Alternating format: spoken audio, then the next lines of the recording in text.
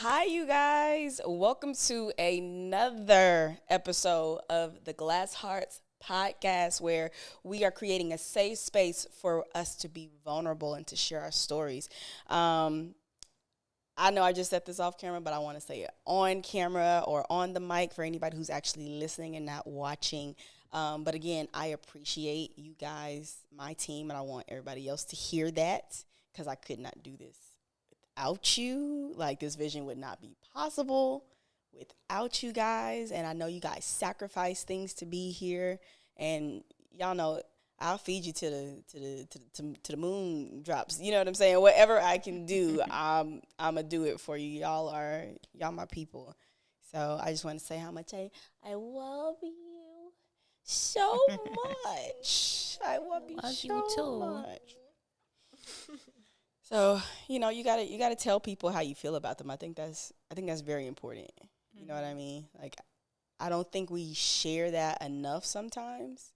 And, depending on how you grew up, you may not know you loved until you're 23 Mm. because you're seeking approval, from, your parents and your family members and different things like that. So today, I wanted to start off with our I wish I knew topic, right? And going into what I was just saying about relationships and how a lot of them can be unhealthy, not all, but a lot can be unhealthy, and making sure that we're navigating those in a way that we're not putting ourselves on the back burner, because I did that for years. I did that till literally 2022. Mm-hmm. I would put everybody else in front of me, um, and it placed me in a lot of positions where I got hurt a whole lot. So my statement is, I wish I knew that not all relationships lasted forever, even if they're friendships, and sometimes it's your own family members. Regardless of just like relationships that are, intimate, like boyfriend, girlfriend, that type thing. Um, I just knew, especially coming from the South, that, you know, I was going to have these friendships for the rest of my life, and we were going to, be down forever. And then you find out so and so never really liked you. You was like, this is news. We done hung out. We done went to the movies. We done ate dinner at each other's house, and all of a sudden, is huh? I don't Right. understand. Um, but one of the things that I was really, really focusing on in 2022 was isolating myself so that I could heal. And again, going back to what I had said a few episodes ago, my dad is the one who taught me how I related to other people in relationships. So emotionally, I put everybody else before I put myself. And in doing so, it made me emotionally on the back burner, and people were able to use me whether they knew it or they didn't. And with that, it was very hurtful to be giving your all in a relationship and you not receive that back. And it's draining. And one of the things that, I didn't realize was needed for everybody is boundaries, right? I'm thinking like, oh, okay, like this is my best friend, or this is my family member, or this is my boyfriend. They're the person I can be the most vulnerable with. Why do I need boundaries? What are boundaries for? Because people are human. Right. People make mistakes. They not going to get everything right. They not going to say everything the right way. And if you don't teach people how to treat you, they're going to treat you however you allow them to treat you. And I think for me, one of the hardest things that I had to watch in my own life from a perspective was when you had mentors who are supposed to mentor you, and then it goes in a completely different direction. You know what I'm saying? And it's like, uh, I thought you were supposed to be here for me, but you're using me to get what you need out of this job. You're not Right. really here to teach me what I'm here for. you're manipulating me because you have the power to do so, because I'm ignorant in this area, and because at the time I'm young and giving and loving, and you see that, you're going to use that to your advantage. You know what I'm saying? And it took, I think, absolutely, it took 7 years for me to come from under that mentorship and really disassociate myself from that person. And it was hard because it was someone who I respected. It was someone who was like a second parent figure to me. It was someone who I was vulnerable with as far as like different things that were happening at the time in my life, and I needed advice. And to find out that, you know, certain people didn't want to work with me because I was working with that person. Or certain people didn't want to deal with me. They were like, I want to deal with you, but I don't want to deal with that person. And I'd be like, well, and I had like this loyalty complex, like, well, yes and no, I'm loyal to this person, but it was killing my career at the same time. You think there was some jealousy in that mentorship as well, with you being like someone who is young and eager and willing to work and extremely gifted and talented? Do you think in mentorship sometimes a person who is older or more experienced sees the potential in you and they're trying to like suppress that? I never thought about that in that situation, like for myself. I totally agree with you, for sure. I don't think I thought about that for me, that person could have been jealous of me. It could be possible. I know we were talking off camera about this, how people see the light in you and they want to destroy that.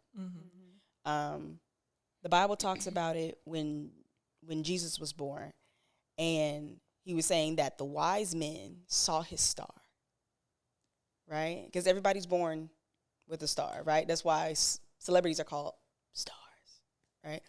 The wise men saw his star. They were like, oh, we know there's a king that was born. Like, where he at? What's up? You know? And when King Nebuchadnezzar found out about that, he was like, what king? I'm the only king. And he sought to kill Jesus. It's that same thing, you know, but he lied about it. And he was like, oh yeah, I'm going to go worship the king too. I'm going to be there for him too. I want to give him gifts. Let me know when you find him so that I can bring my gifts. And there are some people who bring you gifts of death, destruction, derailment, and delay. And you have to be careful with that. When you are in a relationship past its season, it becomes unhealthy, either on your side or on both sides. For me, that relationship was very manipulative, very, very manipulative. And I kind of didn't know how to get out of it. Yeah, very much so. Yeah, I've had experience with mentorship too, where it's like feels like a second mom. Excuse me. I've opened up, shared personal stories. They're guiding me, supporting me for an extended period, and then when it actually came time for them to advocate for me to take the next step, literally spoke down on me to my face. And even like, you know, the word that I was told was I wasn't capable. And so I'm like, maybe you meant to choose a different word.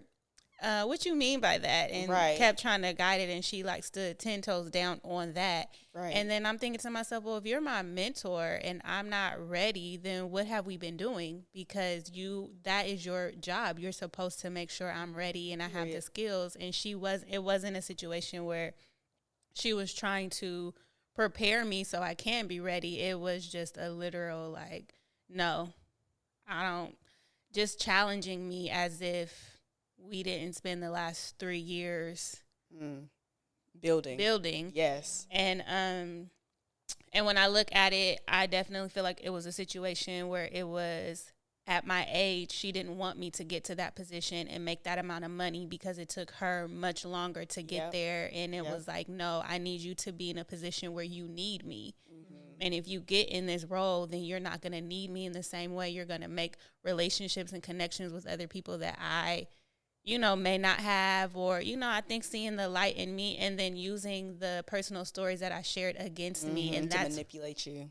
to make it seem like that's why you're not ready. You can't handle this. You can't handle that. And it's like, oh, if I would have known that this is how this was going, I would have never shared that with you. You would have never known my vulnerabilities in that way to use it against me later. But that's the whole point of acceleration. That's the whole point of mentorship.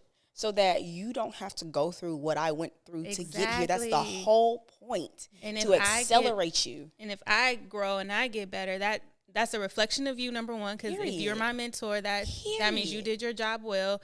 And then two, as a community, that when I grow, you grow. Exactly. If I'm in a position where I have more, then that means you have more. And then you have a team of people who you are mentoring, who are doing the same thing.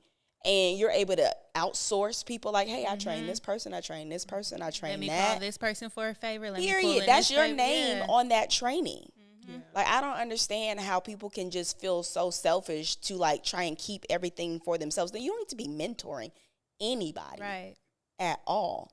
But I never even, like you said, I never thought about that, her being jealous of me. That actually, in the years that was in the past, that has never crossed my mind. Never. I think that's usually what it is. And from what I've seen in my experience and other people that I know who've had mentorship go wrong, it's that fear of you're going to get there faster, you're going to get further. What people didn't like about me, you have that's good, and they're going to love that about you.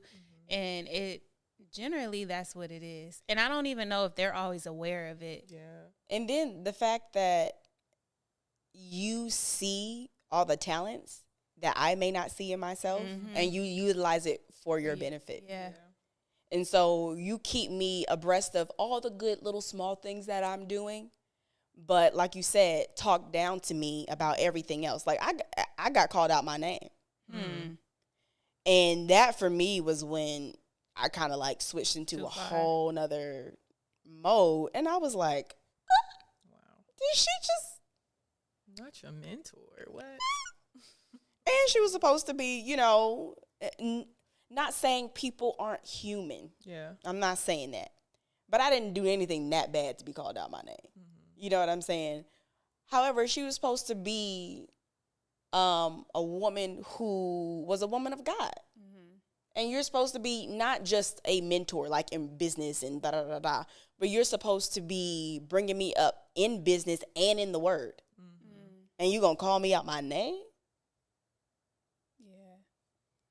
I don't know. And so that was a really hard situation for me, just because without having boundaries and the loyalty that I would give, especially back then, I literally endured 7 years of abuse, verbal and mental abuse, not knowing it was abuse. To a certain degree, some of it was. And she would say a whole bunch of stuff, and I'd be like, nope, I don't receive that. Nope, I don't receive that. And she was like, why do you keep saying that? I said, because I don't like what you said, and I'm not going to let you speak that over me. Right. Period. And she was like, I was like, you don't just get to, just because you're my mentor doesn't mean you get to say and speak over me whatever you want to speak over me. I'm sorry. Right. And she tried to break me, literally break me. And I couldn't see that then. I can see that now, though. And going back to what you were saying about that, you would use all the different situations that I would tell her about and manipulate. And she'd be like, well, you can't do that because remember you had that problem with such and such. Literally, I had the same thing. I feel like she was trying to bully me, though. I don't know about breaking me. I feel like she tried to bully me. It's all of that. And bully me to still do favors. Because once I realized what it was, I started saying no. My boundaries started going up. Well, we don't talk anymore. You don't tell me anything. No, you damn right I don't tell you anything. I have nothing to tell you. You thought I was weak because I was sharing with you, but you didn't know. No, I can build a boundary there. I can hold my own, and I can lean on people that I can actually trust, which is no longer you. So, no, I don't want to talk to you about my personal life. Why would I do that? And that was an issue, too. She needed to know everything I was doing. I'm like, everything I'm doing does not have anything to do with what we're doing right here. Yeah. You don't need to know my entire life. Why didn't you tell me about such and such? I didn't know I had to. Yeah. And why does that matter? And with the I wish I knew, I think I wish I knew that not only in romantic relationships, breaking those relationships, I wish I knew that breaking in a mentorship, breaking in a friend, breaking in those other relationships are just as hard, if not harder, because I'm used to having heartbreak from a romantic relationship, but when you lose a friend, when you lose a mentor, and you're just playing back in your head, like, what happened? And when did I not see this coming? And all of that, I wish I understood that any relationship that matters to you is going to hurt when you lose it. And also to your point, because with the friendships, I experienced young that people was smile in my face and wish me ill and stab me in the back. I started experiencing that on a large scale and as young as like probably 10. Like large, like whole classroom is like called in to decide whether or not Kelli was up to this or that. And it's like, what is going on right here? This everybody's because one girl had an issue with me. So stuff like that. So I learned early that, okay, so everybody's not my friend, even though, and there's a lot of jealousy because I am bright, I'm a light, I move how I want to in most rooms that I'm in since I was young, and everybody didn't have that confidence. But I think I wish I knew when it comes to the friendships that I haven't learned until I got older was they can end, but not necessarily because something bad happened. Sometimes the friendships end because you just kind of grow apart and you end up on different pages. And that is something that I've been experiencing more in my adulthood. And that one has been, just a little bit more challenging to navigate because it's like we didn't have any beef. There was nothing wrong. I don't even dislike you, but the closeness, we're no longer in alignment. Period. I want to keep talking about that, but I need to go back to this elementary school story if you feel comfortable. Like, can you break that down? Like, what was that? So I'll be honest, I was fast in a sense when I was younger. I had older sisters, so I was exposed to other things that probably people in my class wasn't. So things like let's say I would be cussing sometimes. All of us did, but I don't know. It was a particular girl who had a close friend, but she didn't. I had a lot of friends, and she didn't like that. And she basically, everybody's cussing, everybody does whatever, but she felt a way about me. So she went and I guess told her mom or something. The mom told the principal. The principal called the entire class into the office. First thing in the morning, we're all in there, no idea what it is. And then it's like, who in here has heard Kelli cuss? Whoa. Mind you, you know what I mean? And I'm like, good morning. And nobody in there rose their hand because everybody's guilty of it. Right. Only the girl who told on me rose her hand. And I'm like, what the heck is going on right here? The principal brought all the kids in there? Yes. So it was like, 30 of us in the room, all standing tight in her office, like shoulder to shoulder, to call me out because I guess however she presented it to her mom. And then I think it was something else like, what was it was some other thing. I don't know. When we were younger, I don't know what it was, but we had our different like slang of how you like go back and forth with people. It's like, well, did you call somebody? I don't know. Maybe I said a wannabe or something, as if that was like I'm like, I did. I did. Well, what does that mean? I was like, she want to be somebody, like just a kid. Hilarious. But it was true. Oh my God. And she just was upset that I think when I look at it like that, I moved the way I did, that I had everybody was my friend. If I wanted them to be like, I was a pretty bossy kid. I was too. Yeah. So. Like I just was. And, she didn't like that. And then that continued, like, even as I got older, like in 7th grade, it was like another group of girls, like all of a sudden we were all close. All of a sudden they decided they didn't like me. Yeah. And then it's like, Kelli said this, Kelli said this, Kelli said this. And it's like, I never have had a problem with owning up to what I said. And it's like, I did say that. And this is what I meant by it. Yeah. I did say it. She's twisting it and make it sound like this. But what I really meant was this. Exactly. You know what? I did say that. I was wrong for that. I get why you would be mad. Like I was like that at that young age because I feel like I had to be. They were coming for me. It's like, okay, let's address it. Yeah. But then like for whole school years, like girls like trying to play pranks on me and just like trying to fight me, trying to do different things because they didn't like that I moved how I moved, probably didn't like the family I came from, just didn't like it. You know what you're making me realize? What? Number one, we have similar stories. Number one. Number two, for the first time talking to you and hearing you say it, I have always had a problem with people like that too, and didn't realize that, I'm just thinking, oh, it's just them. But I've had those times where it was a group of girls ganging up on me. And they were like, oh, you want to fight? You want to do such and such? And I'm like, huh? Yeah. Like, no, we all fighting? It's just not me and you. We all fighting? And then it's a show. It's got to be a show. Like, what's happening? That was my elementary school, experience. Crazy how we think we grown. And we that small, number one. I was so grown. I was way too grown. Number one.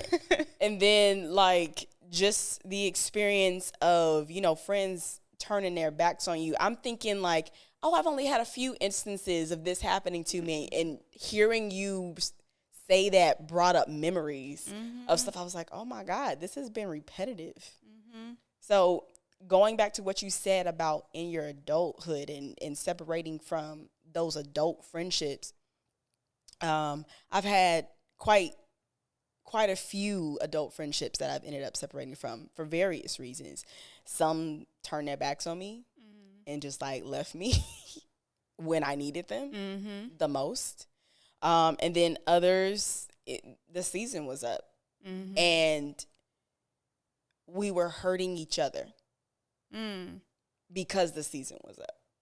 And it wasn't like we were doing it on purpose, but we needed and desired two different things that we could not give each other. I guess that's what I wish I knew right now, even, is how to dissolve those relationships when the season is up. How do you know when the season is up or when it's just a rough season? I prayed.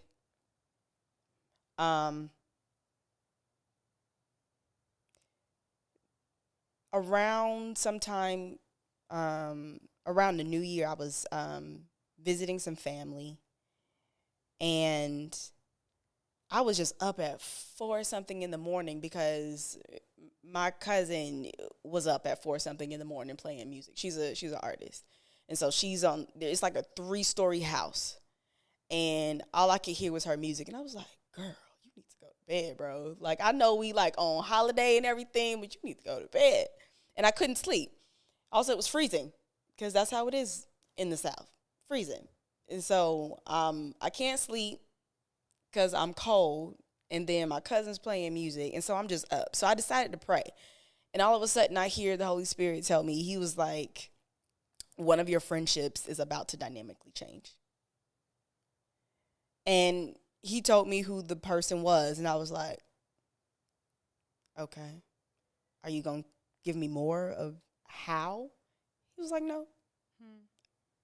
Oh, so you just going, oh, okay, well, all right. And as the year flowed, all hell broke loose. Literally, all hell broke loose. I feel like that person was just mad at everything that I did. I couldn't do anything right. I had already gone through a purging season at that time. And I was not the same person anyway. And so how I handled issues and conflict were not going to be the same as that person knew then. So you're going to get a different side that you probably have never experienced before, because what I didn't realize was that I felt stifled in that relationship. I did not feel like I could be 100% my whole self without triggering that person. And God was like, yeah, he just gave it to me little bit by bit. And he was basically saying, all the stifling that you've been feeling in your career, in this and that, in your friendships and your relationships, I'm about to end it now. And I think around that time, I ended up changing management because my management was stifling me. And they ended up, leaving. And that friendship particularly was a real dynamic that kept buzzing off. And I was like, God, what you want me to do? Like, I'm here and I see the drama, but I need you to show me and tell me where exactly you want me to go. Like, do we continue with this? Do we end it, etc.? And so it was a long journey, and it got to a point where God finally, after each like session, he finally told me, he was like, it's time to let it go. And I said, how I do that? Right. Like, do I just go, don't text me, don't call me? You know what I'm saying? Like, or do I let it wing? Do I not hang out with it? How does that even work? And so that's something that I just navigated slowly and asked for wisdom. I was like, okay, I don't know how to do that, so you need to close the door. Because I'm not the person I'm never the person that cuts people off. I know people that do that. I'm not that person. I can't do it. I'm somewhere in between. It takes me a long time to do it, but once I do it, again, I'm pretty direct. So I had a friendship I have one right now that kind of dissolved, and I took my time, but I told her, I don't think I'm supposed to be your friend in this season. I don't think I'm the one that's supposed to be holding your hand, because I didn't feel comfortable with how she began to judge and kind of attack me and my personhood and where I was. And I'm like, I just don't think that's what it is right now. I love you. I wish you well. Yep. But that's just not what it is. Yeah. But I think it's that. I don't know that I could do that in romantic relationships, though. Again, it takes me a long time. It's hard. But then once I do, it's generally, I don't go backtrack. Once I cut you off, like you said, it takes a long time, like years. Yeah. Once I cut you off, I cut you off. Mm-hmm. Like, you're not getting back in. Mm-hmm. That happened with my ex. I dated him and he was one person, and then when we actually got into a relationship, he showed this whole nother side, and I was like, yeah, that's not gonna work for me. And I gave him a limited amount of time. I was like, either we're going back to what we were, or if this is who you really are, I don't want anything to do with that. Right. And he was trying to date me again and come back, and I was like, I don't even see you the same. Like, the attraction is not even there for me. Right. You know?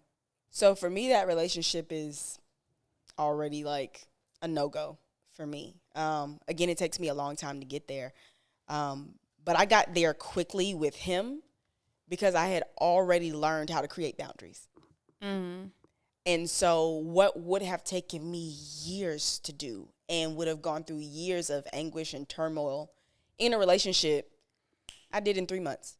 Beautiful. Mm-hmm. We were together for 3 months. And I was like, I've been through this quite a few times, and I'm not going to put myself in the same unhealthy position for you to use me. And the fact that you're being vocal about it and actually telling me that that's what you want me to do, that you want me to be the sit on the side shelf girlfriend and I'll pay attention to you when I get to it. Oh, wow. Is not what I want, and is not what we agreed upon when we got into this relationship. So if that is who you want to be, I wholeheartedly support you. But I will not be in a relationship with you when you do it. Right. I'm not going to be your trophy girlfriend, eventually wife, because you wanted to be with me, and so you pretended to be something else, and then all of a sudden now you're like, yeah, no, like I'll see you when I see you. Mm-hmm. Huh? Where they do that at? Yeah, that's wild. So I was like, no. But I wish I knew that soul ties weren't just for your boyfriend and your girlfriend and your husband and your wife. That you can have soul ties with friends, mentors, and other people. Unhealthy soul connections with people you're in relationships with. Yeah. I feel like you, because I only do think of soul ties when I think of like a sexual relationship for the most part. But when you say that, another friend that I had a lot of friends. Remember I said young, I had a lot of friends. Me and so too. I also learned that friends, I'm using that word too loosely. So I had a friend though who I fell out with this was like probably my early 30s. a girl's trip going bad type situation. Yeah. But when we fell out, this was a girl I knew since I was like 9 years old. So I didn't think it was a fallout. I just thought it was an argument and we just needed time. Yeah. But the time never came back around for us to talk. But the girl and then the other girls in the friendship, they would show up in my dreams often, regularly. Wow. And it was because we never actually talked about it. And so they kept showing up in my dreams. I had told them, like, when you're ready, I'm ready to talk. Never hit me up. Wow. Years went by, 3 years, still having dreams here and there, like dreams that wake me up, dreams that felt real, things, unsaid things happening in the dreams, to the point where I'm like, God, I cannot keep dreaming about these girls. I don't care anymore. I was open. They can reach out to me. They didn't. And so eventually I just reached out to them. Because I'm like, let's talk about it. I'd rather deal with it in the 3D here instead of in my dreams. Exactly. And so as soon as I did that, I don't dream about them no more. So it made me realize, oh, that was a soul tie. That's why they're showing up like that, because the connection was so strong. We were still communicating, even though we hadn't actually physically communicated in years. It's crazy. Mm-hmm. It's crazy how you don't have to have sex with someone to have a ungodly soul tie. And going into my next point, it can also stem from a manipulative relationship. I was in an emotionally and mentally abusive relationship with this guy, and I didn't know I was in one. I just knew something was wrong. And I knew that apparently there was always something wrong with me. There was like nothing right. And I tried to break up with him several times, and I don't know if people actually know that. I tried to break up with him several times, and he wouldn't let me. Like, he would always talk his way out of being broken up with, right? And so by the time he got here, y'all, because he's not American. And so when he came to the States, I picked him up from the airport, y'all. I dropped him off where he was staying, and I went home and cried. And I was like, why am I crying like this? Why do I feel like this? What is going on? I should be happy. My boyfriend's here. We get to spend time together. Da, da, da, da, da. Why am I crying? Why do I feel this way? And I had 2 dreams that were very different, but simultaneous in meaning, right? And the dreams, I for some reason, they came back to my head at that moment. And I looked them up in my dream book. And it was basically meaning or saying that I was in mental turmoil and mental anguish. And I was like, that's exactly how I feel right now. But I don't know why. But I know it's because of him. And I don't know why I feel trapped. That's what it was. And I didn't know. It was like I was in a cage that I knew was there but couldn't see. You know, like, I feel like I can't go nowhere, but I can't definitely go somewhere. It's open, but I feel like I can't go nowhere. I was trapped. And so that turned into a whole thing, because now I had to figure out how to break up with him. But now he's in my country, staying with my family. Oh, wow. And infiltrating himself into my friends. And I don't know what to do now, because I'm trapped, literally. I'm not happy. There's always something wrong. I never do anything right. Like, it was just all this up and down. And I'm definitely, I'm straightforward. During that season of our relationship, I was definitely like, you know what? If you're going to be like this, we can't get married. And I told him straight up, I said, I will not marry you this way. I said, if we don't fix this, it's not going to happen. Because we were definitely walking that walk to pursue forever. And so he was like, oh, no, da-da-da-da. And he would say things like, well, I changed this and I changed that, and you're still not happy. I said, you actually didn't change anything. You changed for a day or for a week and went right back to what you were doing. And that is why I'm not happy. You didn't change. You manipulated me. You pretended like you were going to do something and you didn't. And I stayed. And now I'm back in a situation that I told you I didn't want to be in. And so it just got really, really deep. And I guess he ended up having conversations with some of my friends behind my back about me, about my mom, just about our relationship dynamic. Like, my dad was not here for it at all in the beginning. He was like, nope, nope, nope. He was like, hell no. Tell him no. I was like, you embarrassing me. Can you can you chill a little bit? You But are he really knew. embarrassing me. He was like, hell no. I was like, Dad. Mm-mm. And so it just really became a problem. And I began to see my friends slowly back away from me. That they From were my you? friends. And I was so thoroughly confused. I was like, nigga, y'all my friends. Like, I mean, I know y'all for him and everything, but I was here first. Wait, so they were backing away from you and staying connected to him? Mm-hmm. Oh, wow. I've never. And so it got Ooh. to the yeah. It got to the point where I ended up reaching out because he had isolated me in our relationship.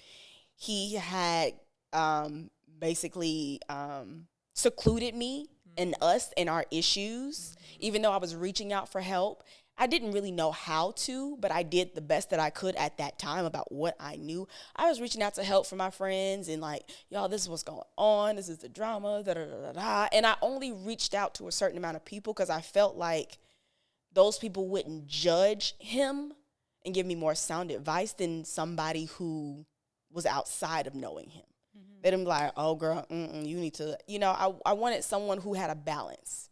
And they ain't had no advice for me. They my age with no relationship experience like that. What were they going to help me with? I have a question. Yeah. You said you were asking your friends because you knew they had a balance of knowing him versus someone from the outside who would kind of be like judging him without knowing his character. Do you think that is also a sign that he's not a healthy person? If someone who doesn't know his character, you're telling them all of these crazy things that he's saying and doing. To me, I feel like that's a more honest opinion and viewpoint of him. Well, let me give you context. He was African, and there is already a stigma in the U.S. When you date an African man, right? Especially if he's not from here, that maybe he got a wife or 2 or 5 in another state, right? Or maybe he's just over here for a visa, or maybe there's already a stigma about that, right? And so what I did not want was for them to just see that and stigmatize him because of his ethnicity. Yeah. So that's a little bit harder because not every African person that comes to the States is about that. You know, are there a lot of stories like that? Yeah, unfortunately, there are lots of stories, and unfortunately, I got a few signs from various and random people warning me about that before we even got deeper into the relationship. Yeah. And I was like, you don't know him. Like, you judging him. You don't know him. But it was a warning that I did not, proceed to listen to regardless. And so because they had met him and they knew him and spent some time with him, I felt that they had a more balanced view of his character than someone on the outside judging him for his ethnicity. Right. Got you. And so it was a little bit of a harder thing for me to talk about with people about it. And so when it came to the situations and seeing my friends back up, I was talking to my aunt and she was like, reach out to your friends and tell them that you need them. And that's going to tell you everything you need to know. If they're really your friends, they'll reach back. Yep. And I did. And one person reached out out of the whole team. And another person reached out, but that person reached out to say they reached out. They didn't reach out because they cared. They reached out, oh, I did it too. Or, oh, I spoke. Like, no, you didn't. Yeah. You didn't speak anything. You just wanted to appear like you were for or helping or, but we didn't have a conversation because you left me hanging.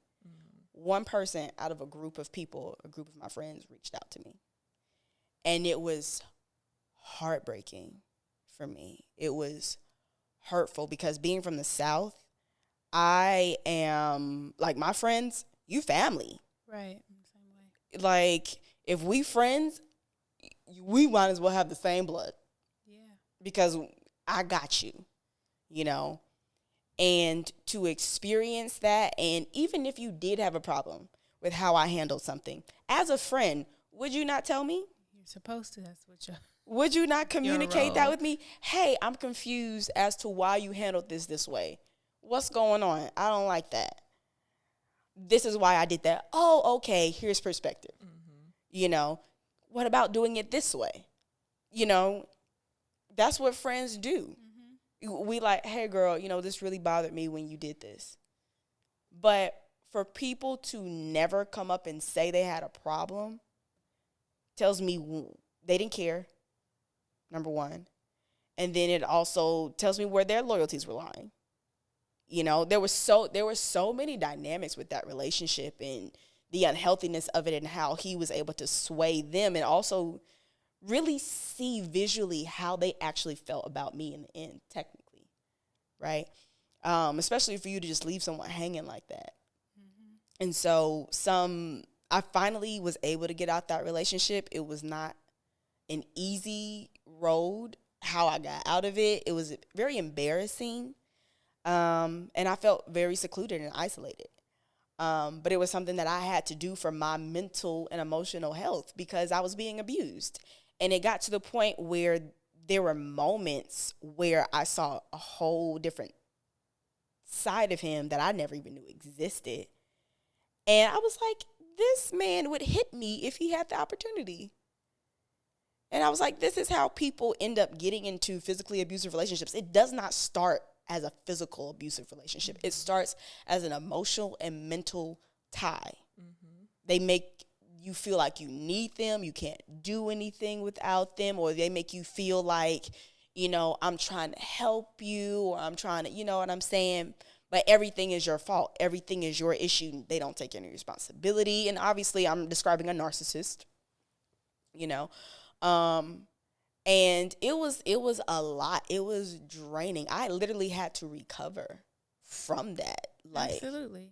And I thank God in various ways that I got the gig that I got after that because I was able to leave and heal. Mm-hmm. And it was in those moments where I was secluded on a ship, you know, journaling and reading, you know, for my own personal entertainment, where I found out that I was in an emotional and mental abusive relationship because I didn't know what had happened. I just thought my friends betrayed me. I'm alone. My boyfriend's gone. He's not who I thought he was. Blah, blah, blah. It's like life as you knew it is just not it's what it not is the anymore. same at all. Especially when you have friends that you think you're really gonna do life with. Yeah. Yeah. I wish I knew, though, that one real solid friend is worth a bunch of quote-unquote friends. Girl, you better preach. Because, and as I get older and life happens on a more crazy level, things are happening, life changes, it's like I don't even have the capacity to have such a large group of friends because the way I show up in my friendships, my friends are my family, so I need to be there, and I cannot be there for 15 girls, and all 15 girls aren't even going to guarantee be there for me. Exactly.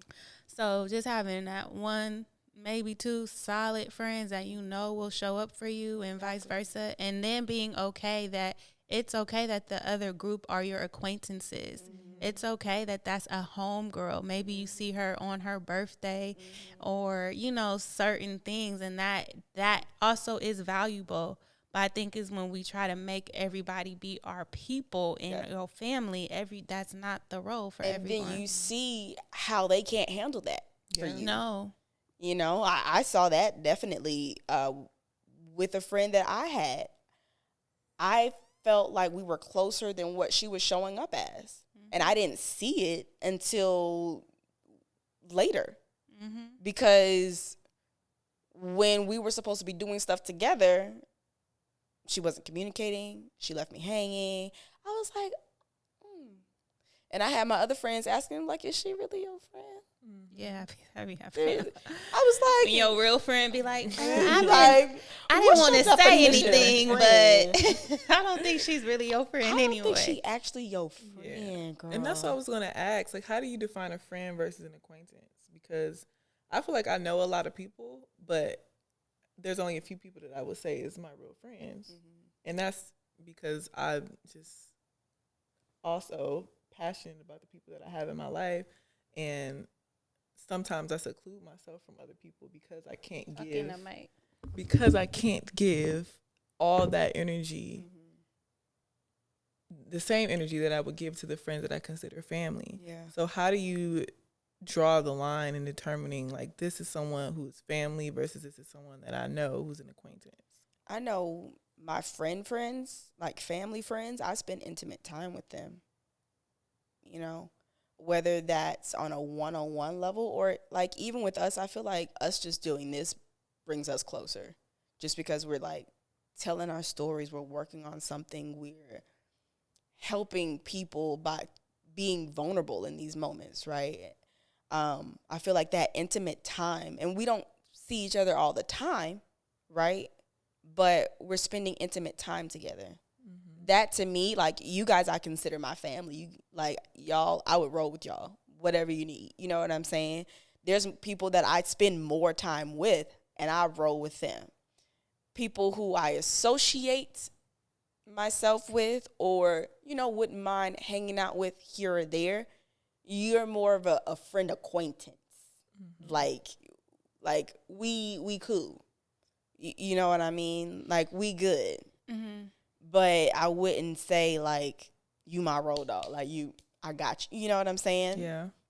Now it's my personality and my character to have people, but in this season I am learning that I give way too much, and that I have to use wisdom because people will drain you and use you when they know that you'll do stuff for them, and they'll never give that back to you. And everything you got, you're going to have to replenish somewhere else because they're not going to feed off of you in any way, shape, or form. So in this moment, I'm learning to, again, boundaries. Can't give like that to everybody. As much as you want to, as much as you empathize, and as much as you care and love people, because I do, I can't give that to everybody. So, again, my people who I spend intimate time with, or I have these intimate conversations, maybe you across the state lines, you know what I'm saying? But we talk here and there, and we're having our moments. Like when we see each other, we see each other. Yeah. We spend time. You know what I'm saying? You don't have to see somebody every day for them to be a good friend to you. You don't have to see I have one friend, I see her once a year probably, because we first of all, we're in different states, number one, but it's like nothing happened. When we see each other, we catch up, we do this, you know what I'm saying? Yeah, that's how it is with my best friend. Like, most of our friendship, she was living out of state, but we still closer than anybody who I did see day to day.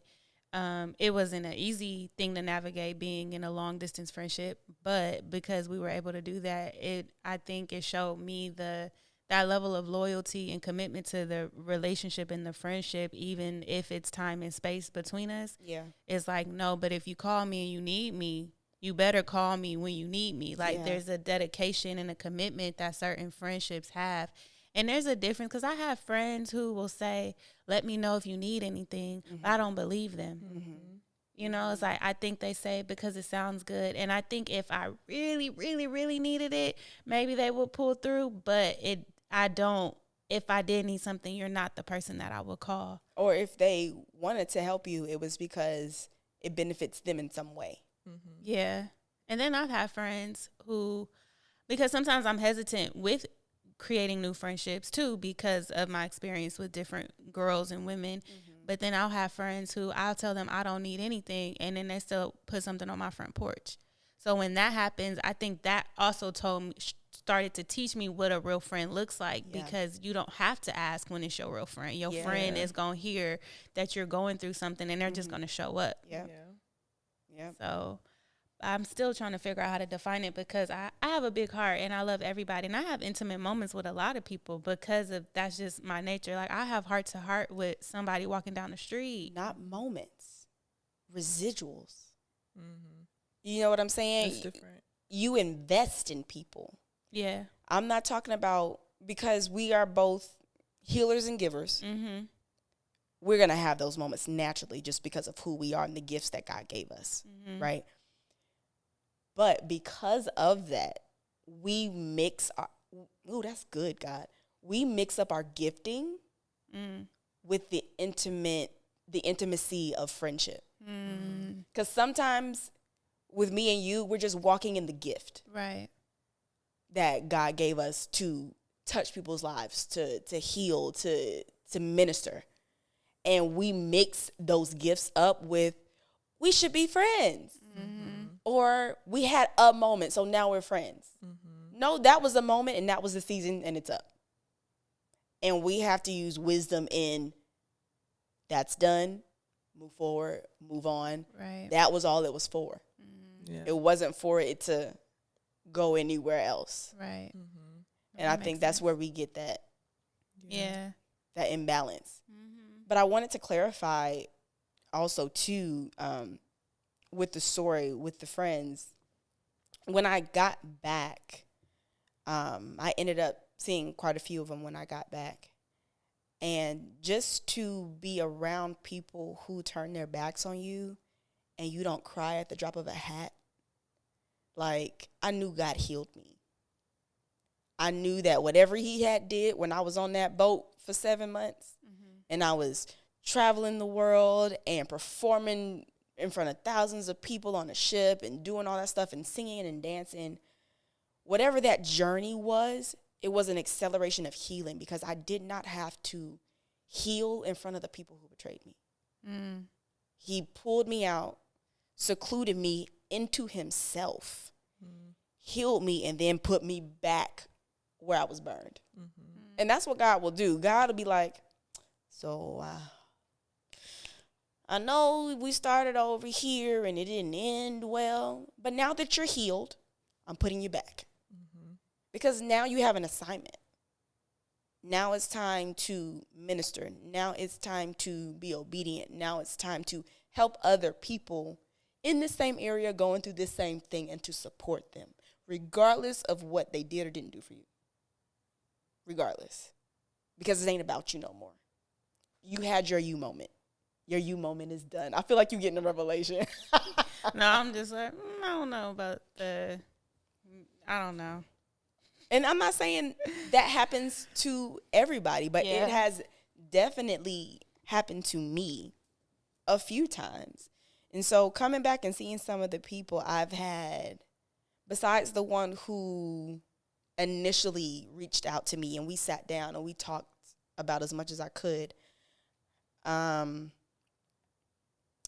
other people apologized out of that group. And when I had spoken to them or talked to them and heard what they had to say, you know, it wasn't a long apology or anything like that or an intense conversation, but when they apologized, I was like, someone sees me. I'm not the crazy one. Like, you see that I just wasn't out here making stupid, foolish decisions. Like, this was really something that was happening and going on. And I wish I knew that just because you heal from something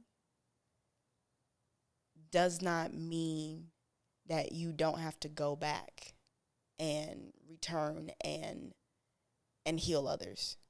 Because sometimes the source of your pain is exactly where God places you back in to heal the same people who went right through what you went through. And it's an interesting place to be, only because you know you walking in obedience because you don't feel no kind of way about it no more.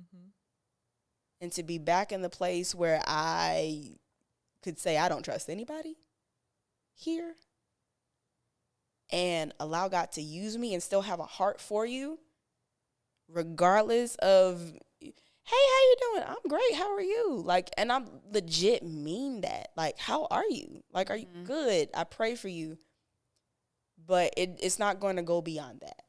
Right. Because your heart is not for me.